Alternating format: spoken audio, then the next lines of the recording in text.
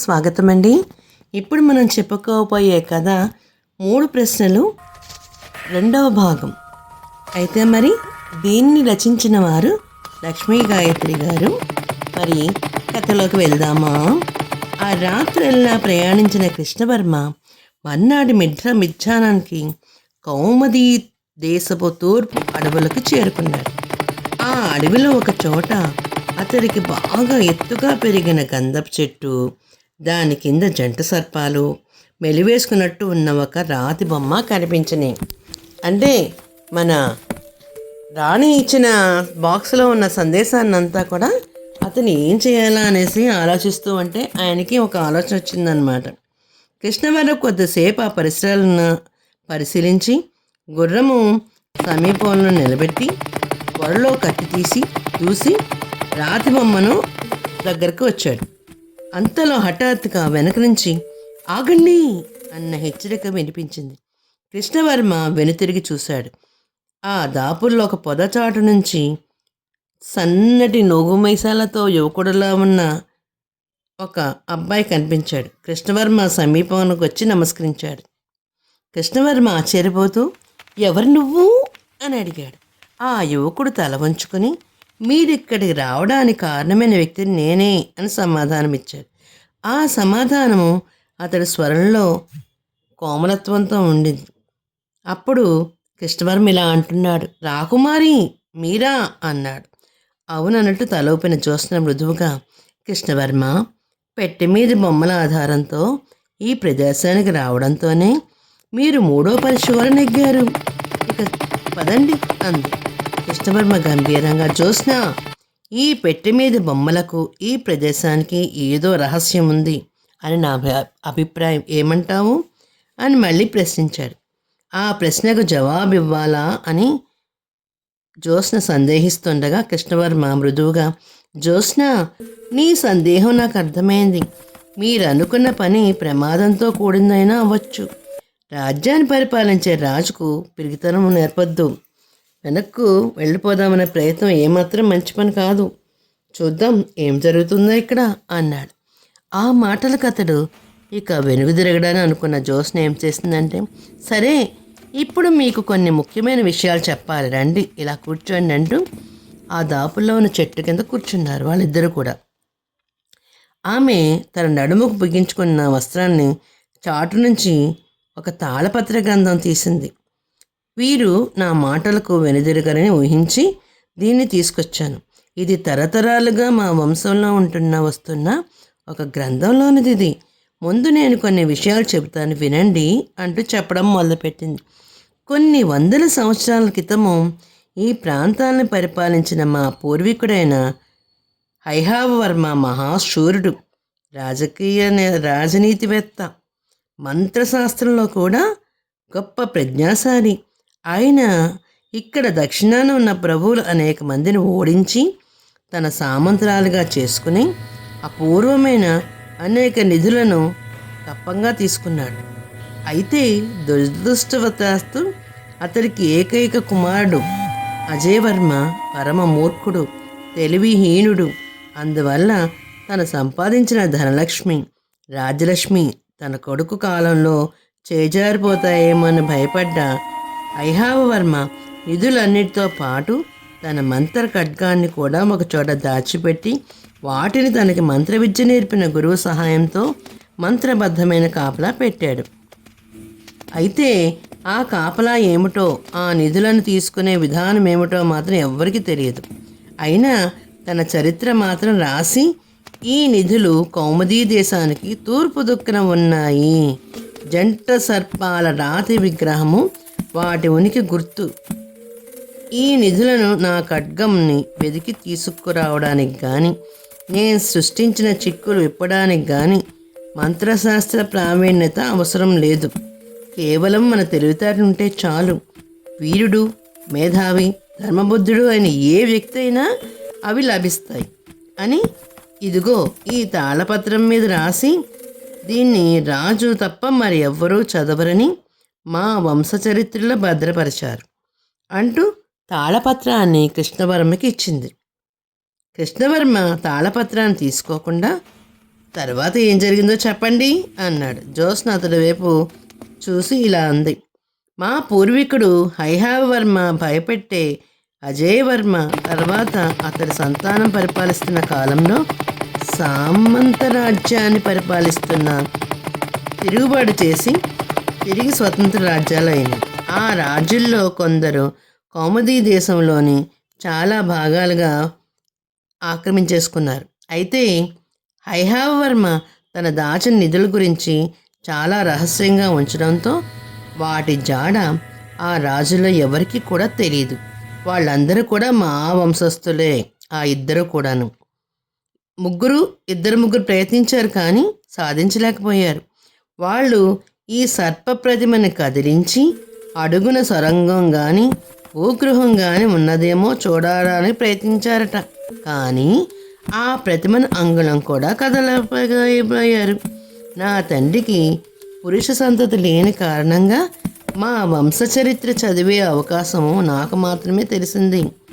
అందులో ఇదంతా చదివి ఇక్కడికి వచ్చి వెతగ్గా ఈ సర్ప ప్రతిమ కనిపించింది. కానీ దీనిని మాత్రం ఆధారంగా చేసుకుని నిధులన్నీ సాధించే మార్గం నాకు తెలియలేదు.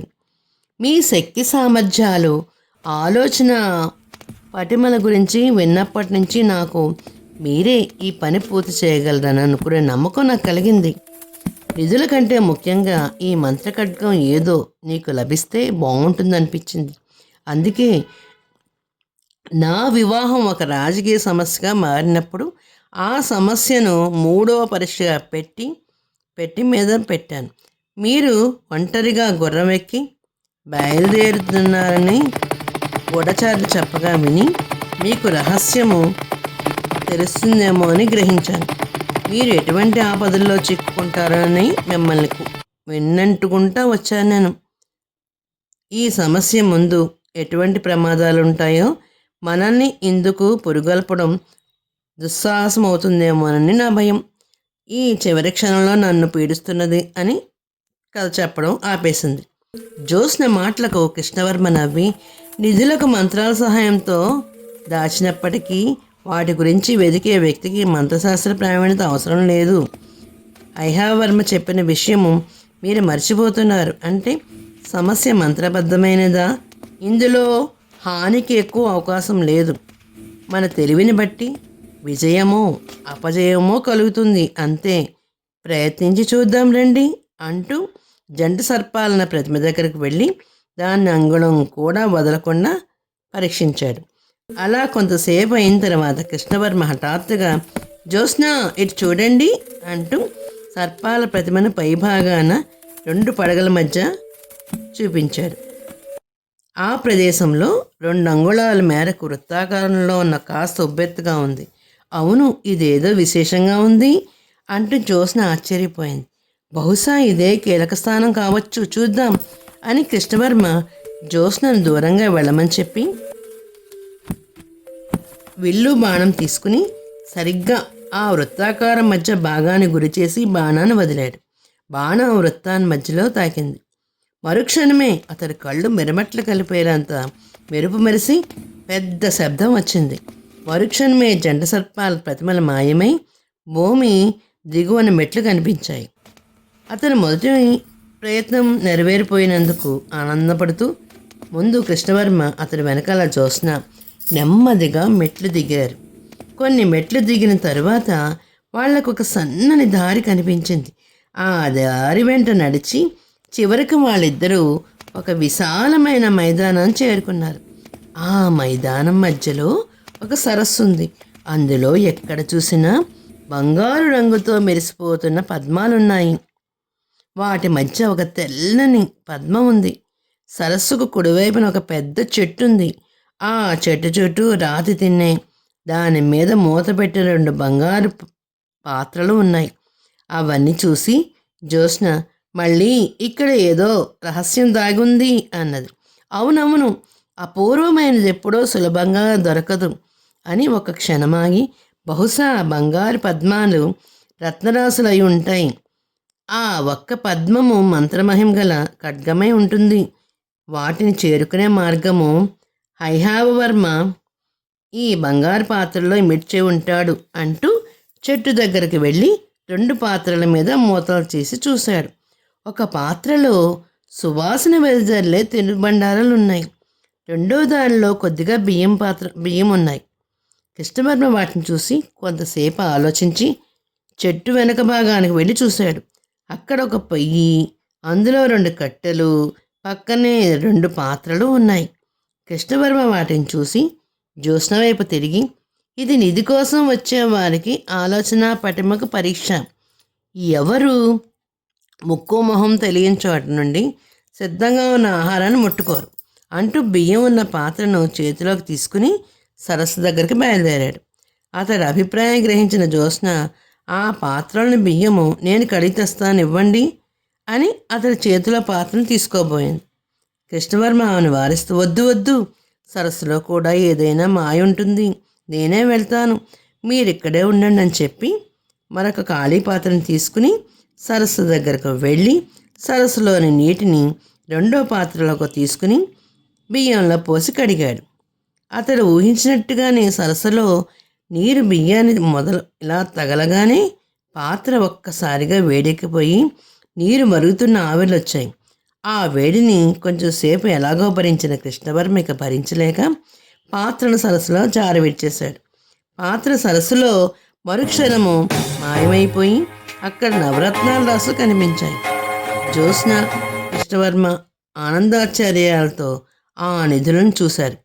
అయితే అంతలో వారికి హఠాత్తుగా ఆ నిధులు తప్ప మంత్రఖడ్గం మాత్రం కనిపించలేదు.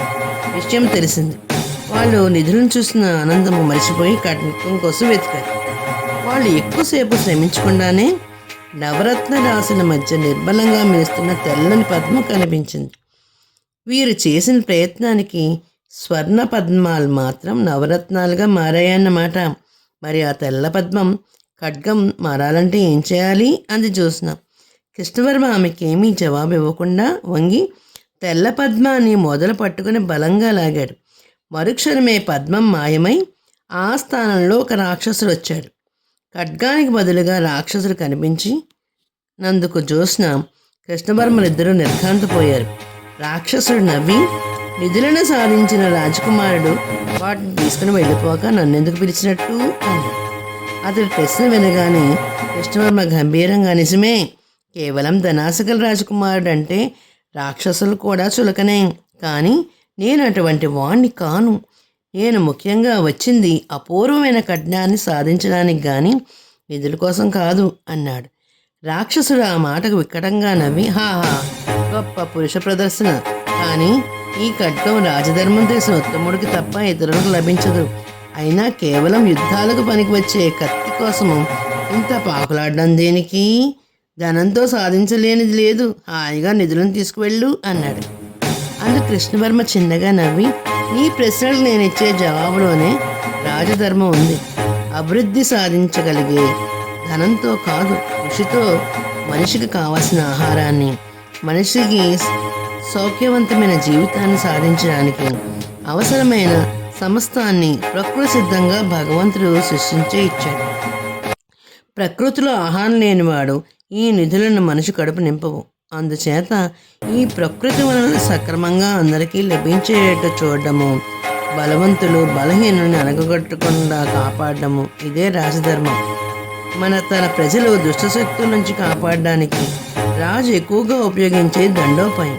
అందుచేత రాజుకు తన విధి నిర్వహణలో ఎక్కువ కాలము కావలసింది ఏంటి? అతనికి ఖడ్గమే కావాలి. కృష్ణవర్మ మాటలు వింటూనే రాక్షసుడు అతడు వంగి నమస్కరించి, మహానుభావ, నీ వంటి ఉత్తముడి కోసమే ఎన్నాళ్ళుగా చూస్తున్నాను. ఖడ్గాన్ని తీసి ఇస్తూ, ఈ ఖడ్గం చేత ధరించిన వ్యక్తికి విజయమే కానీ అపజయం ఉండదు. ఈ ఖడ్గాన్ని ప్రజలకు స్వీకరించి ప్రజారంజకంగా పాలన చెయ్యి అని చెప్పి కృష్ణవర్మకు మరొకసారి నమస్కరించి మాయమైపోయాడు. కృష్ణవర్మ ఖడ్గాన్ని కళ్ళకద్దుకుని జ్యోత్స్నకు అందిస్తూ, జ్యోత్స్న, ఇప్పటికి నువ్వు పెట్టిన 3 పరీక్షలు ముగిసిపోయాయి. ఇదిగో మీ పూర్వీకుల ఖడ్గం అన్నాడు. జ్యోత్స్న ఖడ్గాన్ని తీసుకోకుండా చిరునవ్వుతో, ఎవరో పరీక్షలో గెలుచు ఉన్న వస్తువులు ఏదైనా అది గెలుచుకున్న వారిదే అవుతుంది, ఇతరులకు చెందదు అంది. ఆ తర్వాత ఇద్దరు వచ్చిన దారినే వెళ్ళి రాజప్రసాదం చేరారు. రాజు చంద్రకాంతుడు జరిగిందంతా విని పరమానందభరితుడైపోయాడు. ఆ తర్వాత కొద్ది రోజుల్లోనే జ్యోత్స్న కృష్ణవర్మలకు వివాహం జరిగింది. చూసారా, రాణిగా తెలివితేటలతో జ్యోత్స్న తన వివాహాన్ని ఎలాగా చేసుకోవడం సంసిద్ధురాలయ్యింది. తన భర్తకి అన్ని రకాలుగా ఉన్న యోగ్యుడైన వాడి భర్త కలిగినందుకు తనకు వచ్చిన క్లిష్టమైన పరిస్థితుల్ని వివరించి ఆ పరిస్థితిని విడగొట్టి ఒక ఖడ్గాన్ని ఎలా సంపాదించాడో కూడా మనం తెలుసుకుంటాం. అయితే మరి రాజులు అనేవాళ్ళు రాజ్యాన్ని పరిపాలిస్తున్నంతసేపు కూడా వాళ్ళకి దేశంలో ప్రజలందరూ సుఖంగా ఉండాలని, వాళ్ళకి ఎటువంటి కష్టం లేకుండా ఉండాలని తెలిపేదే ఈ కథ. ఈ 3 పరీక్షలు కథలో చాలా బాగున్నాయండి. తెలుగువారి దీపకాంతికి లైక్ చేసి, షేర్ చేసి, సబ్స్క్రైబ్ చేసి కామెంట్ రూపంలో పెట్టండి మరి.